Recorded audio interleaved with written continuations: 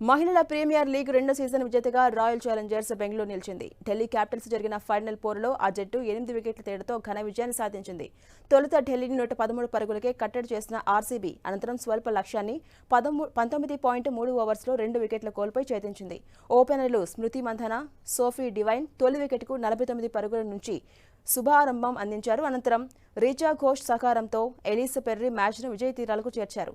ఒకే ఓవర్లో 3 వికెట్లు తీసి ఢిల్లీ పతనాన్ని శాసించిన Sophie Molineux player of the మ్యాచ్గా నిలిచారు. ఇక తొలుత టాస్ నెగ్గి బ్యాటింగ్కు దిగిన ఢిల్లీ జట్టుకు ఆర్సీబీ బౌలర్స్ చుక్కలు చూపించారు. ఆరంభంలో దూకుడుగా ఆడిన ఆ జట్టును కట్టుదిట్టంగా బంతులు వేసి ఉక్కిరిబిక్కిరి చేశారు. ఫలితంగా ఆ జట్టు 113 పరుగులకే కుప్పకూలింది. ఓపెనర్స్ షెఫాలి వర్మ, మెగ్లానింగ్ మినహా మిగతా వారంతా విఫలమయ్యారు. తొలి వికెట్కు 64 పరుగులు జోడించిన ఢిల్లీ ఆ తర్వాత వరుసగా వికెట్లు కోల్పోయింది. బెంగళూరు బౌలర్స్లో శ్రేయాంక పాటిల్ 4, సోఫీ మోలినక్స్ 3, ఆశా శోభన 2 వికెట్లు పడగొట్టారు.